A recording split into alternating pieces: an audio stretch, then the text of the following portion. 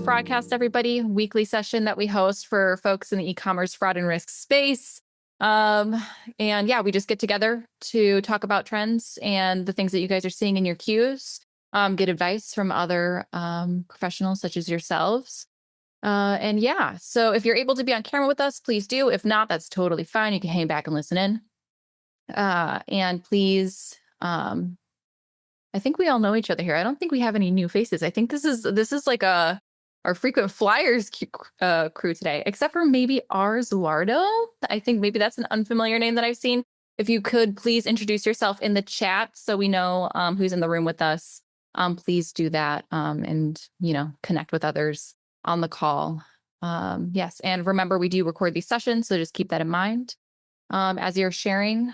And yeah, that's about it. I will hand things over to Vito.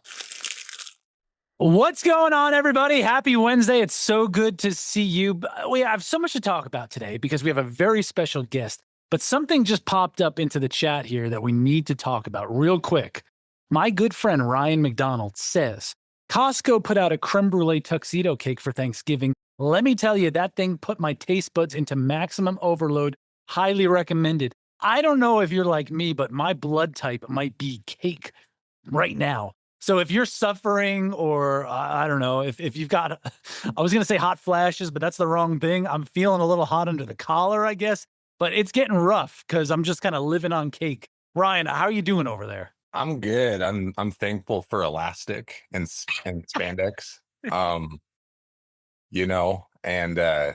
Regarding the cake, not only does it taste good, but it is visually appealing. Just the craftsmanship of this thing. So as you notice, I'm still sitting down and have been since Thursday. A true artist right there. Can gotta tell a story, Vito. You gotta tell the story. Well, and listen, we're gonna get back to this topic because this is important stuff right here. I appreciate you for blessing me with that. I want to introduce someone very special today. Renuka just came into the room. I'm so happy to see Renuka because I was going to say our guest today is my favorite Canadian. I have to say now he's my second favorite Canadian because we got Renuka in the room. Okay, so my second favorite Canadian is here with us today. He is a man who needs no introduction. I'll give him one anyway. He's the Director of Solutions Engineering at Lazer Technologies. What does that mean to you? It means this guy's seen it all, done it all, has a great kind of vision into where things are heading, can really give you insights about what you're doing right now, how that's about to change, and how you can kind of get yourself ready for, is it Ecom 2.0, 3.0, 9.0? What version are we on right now? But things are changing. And our guest here is ready to talk about what's changed, what's changing, what works, what doesn't work. Without further ado, I give to you man, myth, e-commerce legend, Serge El Hachem. Serge, how you doing? Good, doing good. What an intro, Vito. Like, I feel like I need you as my personal hype man at this point. That would be amazing. Just if you're paying in cake, if you're paying in tuxedo cake, I might be there. So, I mean, I recently moved into the suburbs, and up until now, I didn't have a Costco membership. So I'm going to be looking for that cake for sure. And now, forget about my intro. Yeah. Why don't we do you some service here? How'd you get to this broadcast here? I mean, how'd you get to this?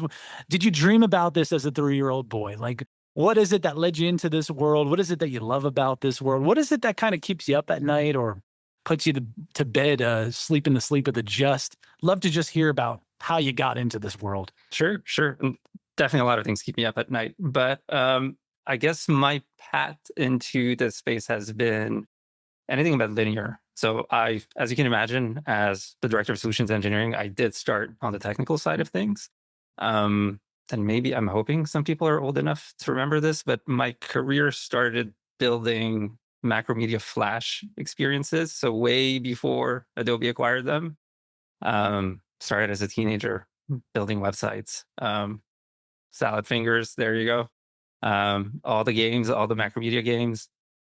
But yeah, from there, I essentially quickly moved on to commerce. Just took a really solid interest in what was happening in the commerce world. So I started building, breaking, rebuilding systems for clients. And then over the years, curiosity just pulled me deeper into architecture, data, how brands actually scale. So that made me move away a little bit from implementation to solution design, where I started to realize that my real value was being able to translate between business vision and tech realities and what it actually takes to ship something at the enterprise level. So obviously, when I started, I wasn't working with enterprises. I was working with smaller retailers, but quickly shifted into the enterprise space. So yeah, along the way, I'd say I've worked with brands that went through massive replatforms.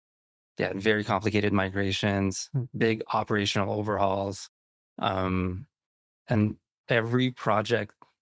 If I had to summarize it, I would say every project taught me essentially the same thing: is that technology itself only matters if it's solving real problems for real people, which is also why it got me interested in e-com in general. I love that about solving real problems for real people. You bring up in implementation that everything, it almost sounds like there's no one size fits all, right? You can't just flip a switch. So we've got 24 people here working in 24 different places. I know, by the way, Hollywood's Ben Lee is here. Preston works with Ben. So that's one company right there and two people. But if we do the math, you got about 20 some odd different stories.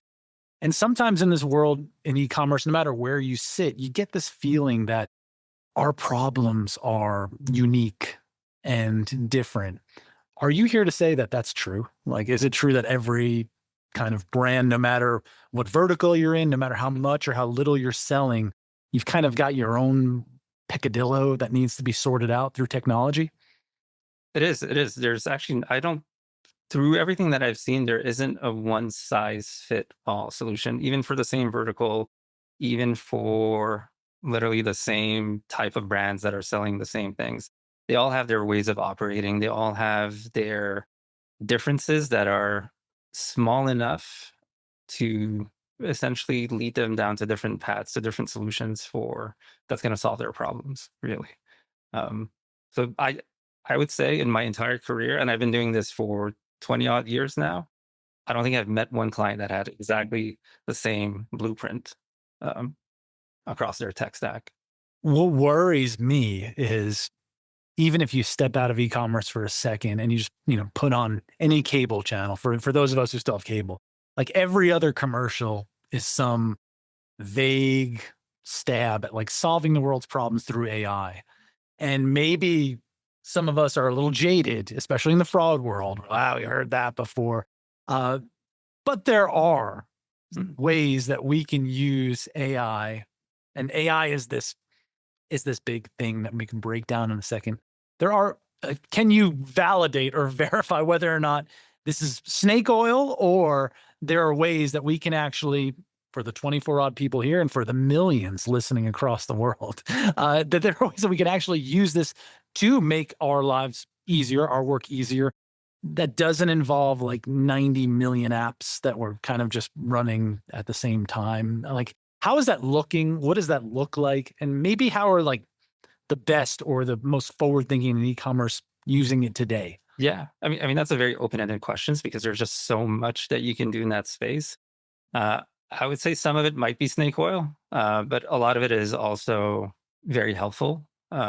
Whether you're looking to simplify your operations, whether you're looking for assistance to write documents, to help with customer service, help shoppers find the products that they need, um, or even for yourself, like just composing an email and not knowing where to start with writing an email. AI can be very helpful in that regard. Um, Obviously, if you use it in a way that is almost automated and like doing everything for you, then I feel that's where you start to lose the value and it starts becoming essentially what you see everywhere, like some AI slop. Essentially, people optimizing for specific content, but then everything reads the same, everything looks the same. There's no brand voice. There's no differentiations between content. So it's definitely a large hole, a black hole that you can fall into. And it's just figuring out where and how you can use AI to help you in your day to day. So I can even talk about myself specifically. Um, I use it, for example. So I write a lot of proposals. I do a lot of scoping, technical calls. Um, I use AI assistants to take notes for me, just because I used to sit on calls like this for hours on end and ask questions and literally just write with a pen and paper notes. Exactly. So more often than not, I would either miss something or just didn't have enough time to write it, or maybe I wrote it so fast I can't even read my writing at that point. So an AI assistant for me is just has been a game changer. It allows me to focus on the person that I'm talking to, and then I could just go back and reread the summary, reread the action steps, and take that and help with my work. Now, you mentioned something that I think might be a hidden connection between the top of e-commerce leadership and those of us who are in the fraud space. You mentioned helping sell products, like helping consumers find your product. Why that gets me excited, why that activates the old almonds here is that so many times we talk about conversion. We worry about people who file SNAD chargebacks, or maybe they stumbled onto something that they thought was something else, and and then we have to deal with that in, post-purchase. We have to deal with that as a way of mitigating a chargeback from coming. And it's this whole murky area. I'd love to just hear more about that. Where do you feel like it is right now in terms of discovery, and how can like organic discoveries / like old school 2022 style discovery back in the day versus what agentic commerce might mean for discovery, and how that could really help out when we talk about operations, when we talk about even fraud prevention, customer support, customer success, et cetera. Would love to just hear that. Sounds like you got a playbook brewing over there. Yeah, so I'm actually working on a playbook for agentic commerce, but more in the sense of how to sell on those platforms. So I guess like the biggest thing to address your point here, back in the old day, just a couple of years ago, websites would really, actually even up until today, websites would optimize for SEO more than anything, right? You want to focus on keywords, you want to focus on discoverability on Google and other search platforms. But I would say over the last 12-ish months, discovery is becoming more and more AI mediated, meaning that agents, so ChatGPT, Perplexity, and other agents are essentially deciding which products, which brands to showcase based on a set of whatever questions a customer may have.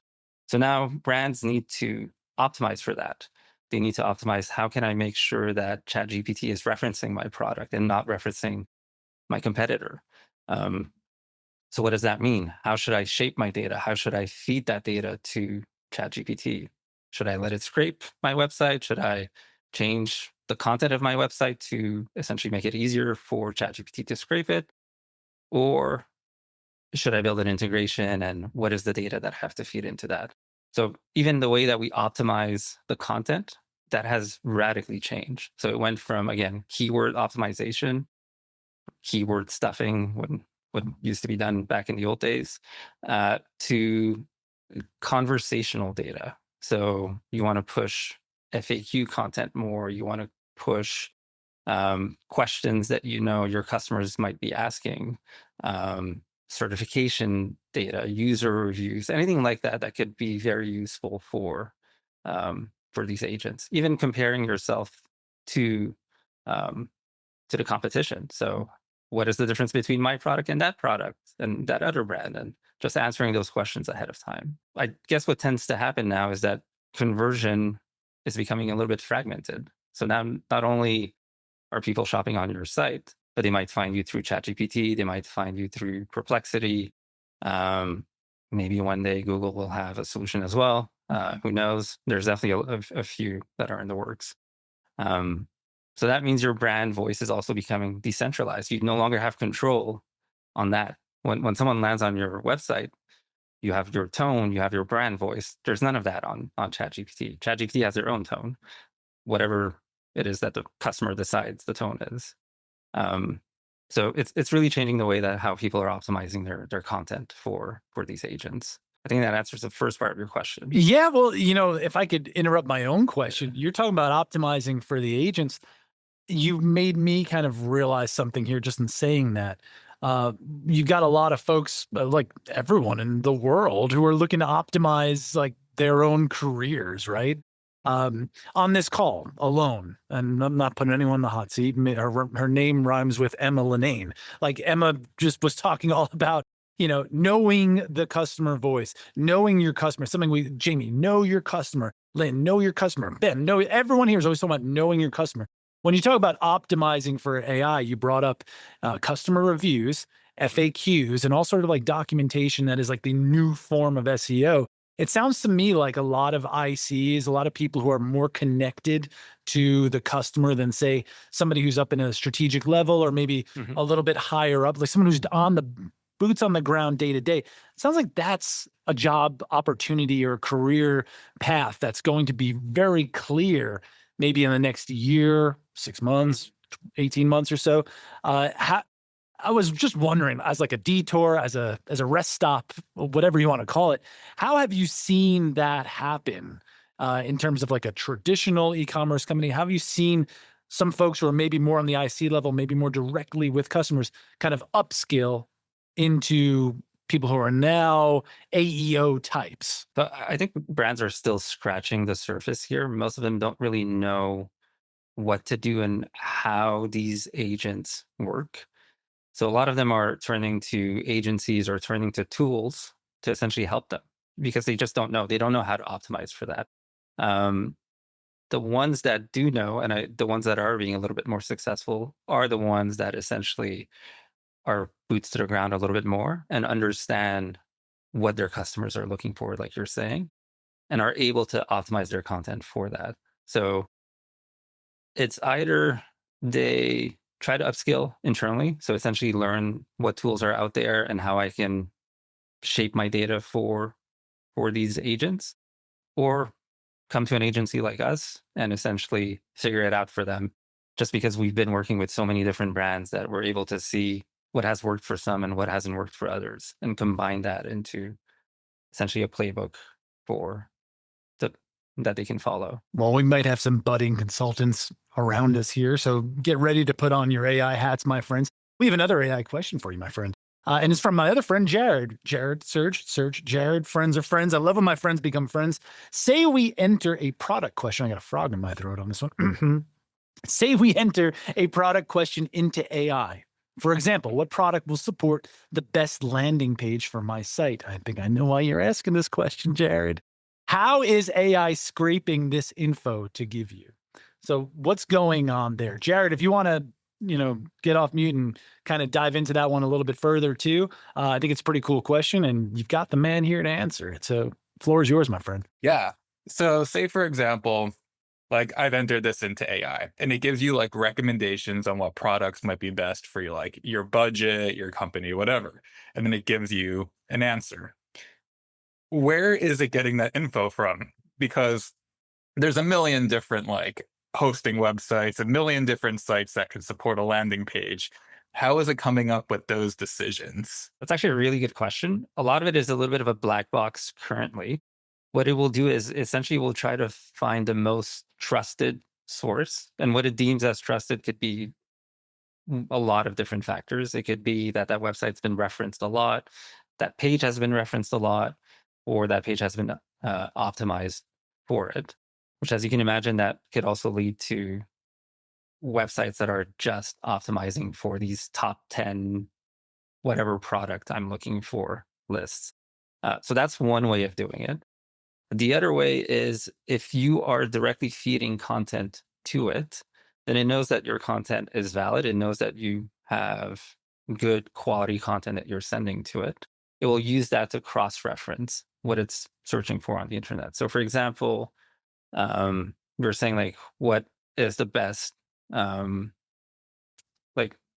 is the best product for, here's an example for a client that we're working for.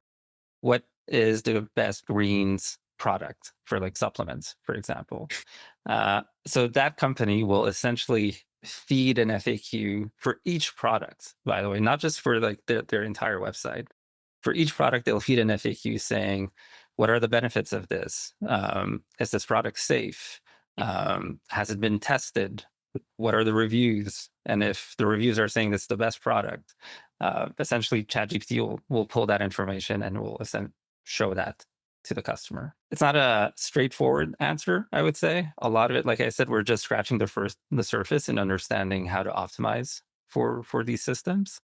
But it's just step one is always making sure that you're feeding it as much content as possible about your products and comparing it to other vendors as well. Awesome. Thank you. That's so funny because that's actually Green's questions. One of the first questions I ever asked AI once I started playing around with it like 2 years ago. I'm like, how did you know that? So like this kind of poses another question, right? So this kind of like poses a risk for like bad actors to like go on to Reddit and make like a lot of recommendations about a site. AI can essentially scrape that and say, oh, hey, this is the product you need. And then give it to, people like me that's searching. I go and use the product, enter all my information. The bad actor could get a hold of that. Like if they figure out how to, I guess, like trick AI into like thinking that their recommendations were legit. Is that something that's possible or could be a concern? It could be a concern, but I think it needs so much, like that post would need to be upvoted so much and it would need to have so much visibility that in order for it to trick AI, essentially, for that to happen. And then if someone quickly spots the issue, then it's easy to give supporting information to essentially dissuade that say that this is wrong, this is not the best product. But in your example, do you mean, for example, ChatGPT would be sending you to a different website, which is a bad actor, to payment? Yeah, enter payment, enter personal info. Like say I'm looking for like a specific banking product. And it's like, oh, this is this great banking product that could help you. You enter your information and it's not a legit company. It's going to a fraudster. Yeah, so I think like the domain, the service, everything would have to exist for a while and it has to be essentially validated. So it's not going to send you to a random website that essentially has no authority on the web. So I haven't seen that happen. That's not to say that it can't happen or it won't happen. I hope it won't. But personally, I haven't seen it yet. Thank you. Yeah. Brilliant stuff. And by the way, this is your show, not mine, all of you. So please, if you've got questions like that, amazing questions, come on off. Serge knows that this is it's not a hot seat. It's a cool throne when he's sitting on it, right? So we got him on the cool throne today. So anyone, please, we've got this in, come off and interrupt. Renuka, by the way, I think this is going to be a great. How have you been? I haven't seen you in so long. It's so good to see you. How has Black Friday, Cyber Monday been for you? Oh, yeah. Not been able to attend this. Something or the other comes up. Sorry, Vito. But we have our representative coming and seeing you. Patrick, he keeps telling me what happens in here. So, yeah. Patrick says hi. Oh, there we go. All right. Yes. Amazing. So my three favorite Canadians are with us today. We got Canada's just taking over right here. I love it. I love it. Oh, yeah. Have you felt the pressure of the last 5-6 days? How are you guys handling it? Good things, bad things? Only good things I'd say right now, because we just got an appreciation from our business team, how great we did on fraud perspective. For the just right when this meeting started, after the meeting started. Yeah. So we got great appreciation of how things went well for Black Friday, Cyber Monday. But there was a lot of pressure, of course. There's a lot of pressure. Oh, thank you. You're welcome. I invite everyone to please put gold emojis and stars and all that stuff for Renuka. That's a great accolade. Yeah, and I think it's going to really transition. Oh, thank you. And thank Patrick too. It's going to transition very nicely into what I'd love to talk with Serge about, which is maybe what we're all thinking here, the Black Friday, Cyber Monday, war stories / the old days of 2022 versus what's going to happen in 2032. Like I've noticed something on my end, and I have yet to really go through all of the Cyber 5, Turkey 10, we're still in it, however you want to slice and dice it. I have yet to go through all the data, but I've seen one glaring thing. That is, consumers are spending more money, okay? AOV is going up, but the items in cart are going down. They're spending more to get less. Is that just a we do. sign? We saw exactly the same trend in our cyber weekend too. We saw the same thing. High value dollars. The purchase value has gone up. AOV's gone up. But number of items is reduced. Basically, the spend is coming back, and we had very similar conversation within our teams yesterday. Yeah. So yes, and Serendipity. okay. It's called Patrick inflation. Yes, it is called inflation. What is this thing called inflation, Serge? No, Serge, I'm just wondering, we're seeing consumer sentiment be, you could turn it any way you want on that, whether it's, hey, I got to get less for more, or I'm just being very particular about the thing I'm getting. Consumers are definitely changing with the times. That's nothing new. However, so is this business, right? You're bringing up the fact that we have referrals coming through ChatGPT. And if we're not feeding the beast in the right way, we might be losing out to competitors. What are you feeling like are some of the learnings from these early days of Black Friday, Cyber Monday? What has the guidance been? And how are things just kind of, changing in terms of who's being left in the dust and who's kind of like really evolving here? Just would love to hear your take on all of this stuff. Black Friday, Cyber Monday, Turkey 10, well, however you want to cut it. Where to start, actually. So I guess consumers nowadays spend a little bit more time researching the products that they want to buy, which is probably why we see them spending more for less. Yes, inflation. Yes, we're paying more for less in general. But also, I think some consumers are ready also to spend a little bit more on quality goods rather than things that break and just keep having to replace them. So that's definitely one area that we see a lot. In terms of everything else, I guess, what are you looking for specifically in terms of examples here? When peak season comes around, whether it's a sale or whether it's just, a cultural event like Black Friday, Cyber Monday, the stress and the strain. Like, we talk about new solutions, AI-driven solutions that can help with that stress and strain, but maybe there's some hesitance. Maybe there's a little bit of fear where it's like, am I going to give over control during this very crucial moment? I think that speaks even beyond the holidays. So how do you handle that? And have you seen people kind of succeed in a moment where they cede some sort of control to something that might be black boxy, automated, however you want to put it, but also, maintain humanness in other realms of the business? Yeah. So I guess the one area that AI has really taken over, and this isn't something that has happened like lately, that's something that's been happening over the last few years, is in terms of merchandising your products. Just how which products are being boosted, which ones are being pinned at the very top. All that gets decided really by AI. So if you're using an external search merchandiser, you can obviously put your own rules. You can say, you know what, I want to focus my sales on these products. I know I want to push these out the door. And there's still some level of control you can do there. But then the rest of it is you're allowing AI to dictate, all right, I see a trend. I can forecast that these products are going to sell really well. Let me put them at the top. Let me push them. Let me show them in a very strategic position on the website, whether it's a product recommendation carousel, whether it's an upsell in your cart, or even on checkout now, or just however way it's appearing on a collection that you're landing on, essentially. So I've seen merchandisers and merchants kind of give the reins a little bit more to AI on that side. They'll keep, like I said, they'll keep a little bit of control, and there's still some products that they're going to want to push themselves just because they feel it might be the best ones for the consumers. But that's an area that I feel should be optimized a little bit more with AI, just because a merchandiser is not necessarily going to be able to react as quickly as AI. So if you're getting thousands of consumers on your website, and they all have very specific shopping trends, you want to optimize what you're pushing to them. You want to make sure that you're putting products in front of their eyes that or they know that they're going to want to buy, really. it's a brilliant bit of like dynamic analytics in conjunction with what we might broadly call personalization.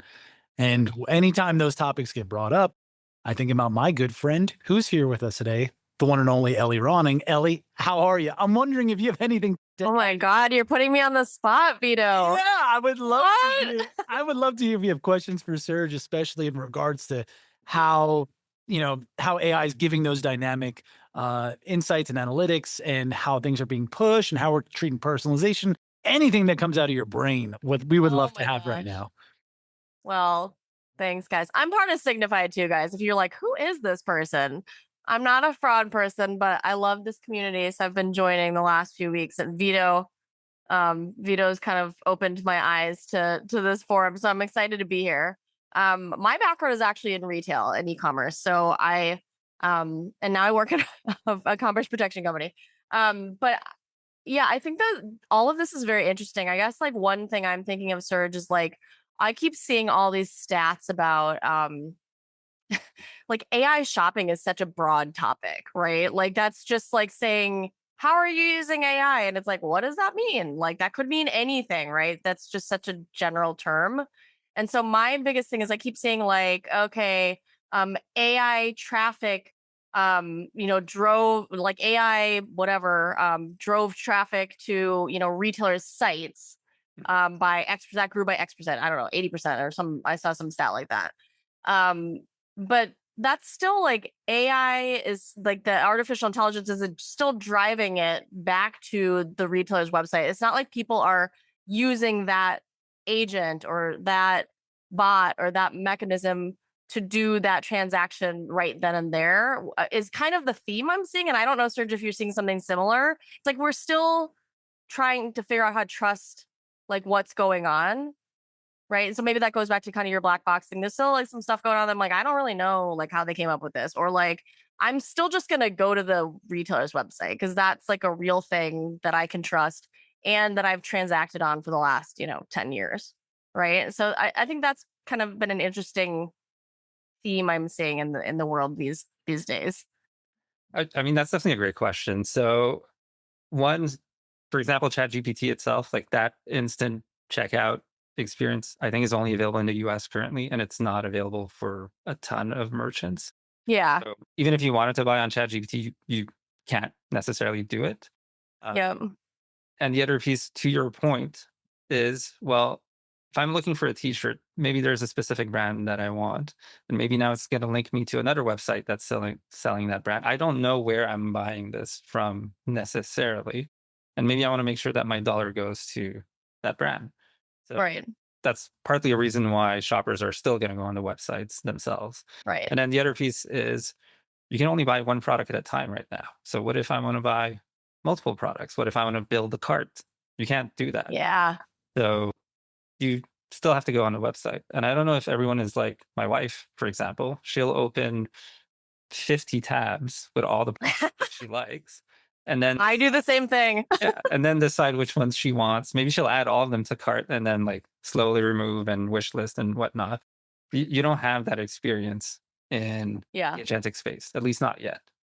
No. And like you kind of get it, or you can emulate it like Amazon, for example. What I found myself doing is the comparison shopping, and whether or not that's driven by an AI layer, I'm doing the comparison shopping. I'm opening up the 50 tabs, and then I'm trying to go somewhere else to get as much of that as possible. Because like, why do I want 50 boxes showing up at my house from 50 different retailers? I kind of want like 4 boxes from like 4 different retailers, right? And so like, I find myself doing that, which is interesting. But what I hear you saying is we still haven't bridged that gap between making that AI experience, like taking it all the way through to like the end state, right? The completion termination state. So it's interesting. Yeah, we're not there yet. Like I feel this is early stages. And like I Yeah. said earlier, we're just scratching the surface on what's possible. It's early stages, but apparently everybody's writing about how AI is just like AI shopping is taking over this season. I was like, I don't know, guys. Oh, then you I got don't these know where that's you got these podcast hosts who do like a whole month where they're talking about like the AI revolution, and they bring all these good people along on board. I'm talking about myself. Y'all bring up a great thing. I want to shout out someone I don't know personally. His name is Stefan Wenzel, big in Germany. I don't know if you're familiar with this guy, like really like great thinker. He said something to the effect of the website is essentially going to be the vinyl record of the future.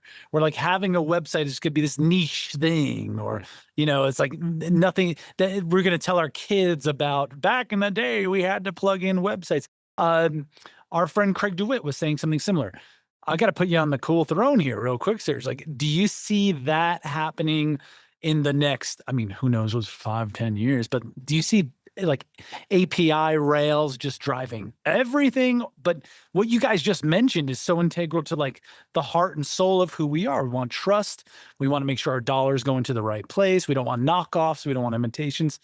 What's your thought on the website existing in the future? So I think the prediction that I heard is that the open web as it is today will change or almost cease to exist in 250 days. I don't know if I'm fully on board with that. But the way that I see it, and the reason why this was mentioned, is that this started way before AI. So Meta, Facebook, Instagram, I don't know if you're still using their apps, but essentially if you click on a link, they don't take you to a website, they keep you in the app. They're adding AIs to these apps as well, so that if you're asking information about products, you're also not going to the websites. So I do think at some point the website itself is just going to be very different. I think that's why Shopify is also investing so much in AI and what they call Shopify Catalog, which is essentially like the product feed that gets fed to all these AI agents. Yeah, I can't give you a prediction in terms of months, days, years, how long it's going to take, but I do think that the websites are not going to be the same that they are today. Well, you heard it here first, my friends. 250 days from now, your world's going to get rocked. No, just kidding. Nothing is going to be the same. And I think for everyone here who's listening, I am so inspired by this, because what matters, what's going to drive revenue / keep you in business, is the stuff that all of you know. Marcy, Jared, Emma, Lynn, Ryan, Jamie, Ben, Renuka, Peter, Preston, Paula, Patrick, Riley, Bradley, Becca, Taylor, Julie, Christy, and Blaze. You know the customer better than anybody else. Anybody else. You know how they use the product and how they misuse the product. You know what gets them excited, what keeps them quiet, which is always like a good thing, right? Like, and then what gets them barking and filing chargebacks and mad. And you know what makes them green and red, right? These are the things that I want you to think about. I know we're going into, you know, vacation time and family time, and let's be honest, it's way more important than any of the stuff that we do. But if it wasn't for the stuff that we do, we can't feed the family and have that great vacation. So I just want to put this in the back of your minds as you're thinking about where you're going to go in your careers, 2026 and beyond, because this is going to happen, whether it's 250 days, whether it's 25 days, whether it's in 5 years. And you want to be ahead of the curve, and you deserve to be a subject matter expert in the human, in the customer. This is the thing that's going to feed commerce from the top. It's going to ensure that there's a foundation at the bottom of trust that matters most. And I can't thank you enough, Serge, for opening my eyes with that.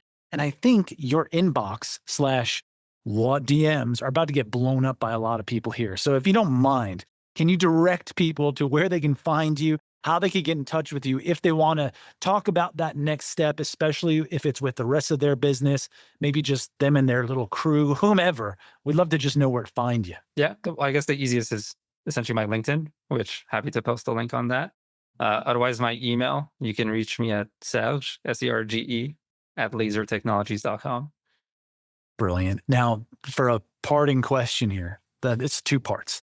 I'm going to ask you for your message of hope and peace and wisdom going into the future, but this is a Jared question here. We've got about 50-60% of this group who is into emo, played in emo bands, etc. Alex on Fire. I don't know how to ever pronounce that name. Alexis on Fire. That was my favorite Canadian emo band back in the day. 44 Caliber, Love Letter, Straight from My Heart. Love that song. Serge, were you into this stuff at all? Or were you ever an emo kid? Be honest, you're in a safe space here. Yeah. We'd just love to know. I was, just for... Yeah, I'm gonna be sorry to disappoint, but no, I wasn't. I was more of a hip hop R&B kid. There you go. Yeah. Well, That we still got that. counts. Yeah. We got that out of the way. So now to the serious question.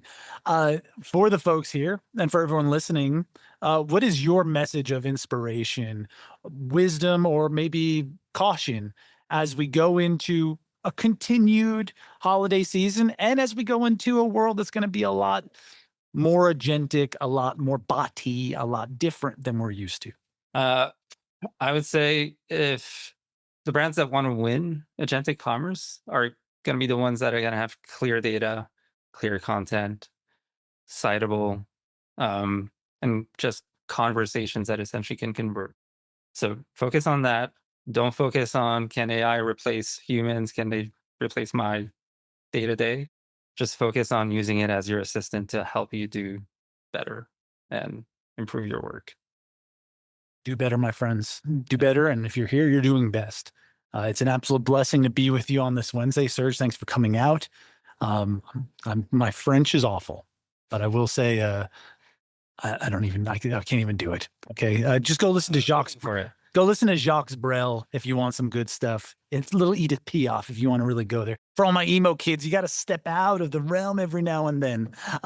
It's been a blessing to meet you, to talk with you, to get all of my friends to become friends. I hope you have a beautiful rest of your week. I hope you have a beautiful rest of December. We're counting down. We have 2 more episodes left of the Fraudcast for 2025. It has just been a joy to spend them with you and to have this moment together. I just want to see all of you do so well in 2026. Absolutely crushing. Don't forget about the little guy here, right? So just thank you so much. I'm going to hype real quick. In 2 episodes, our final episode, we have a very special guest. Her name rhymes with Emma Linane. We're going to have an Emma live from Ireland Christmas special. You're not going to want to miss this one. Bring the eggnog, bring whatever you got. No holds barred. It'll be a great time. I don't even know what that means. Until next week, my friends, have a great rest of your week. Serge, thank you. Thank you all for your questions. Thank you for coming out and your positivity and your love. It means the world to me. Be good. Take care.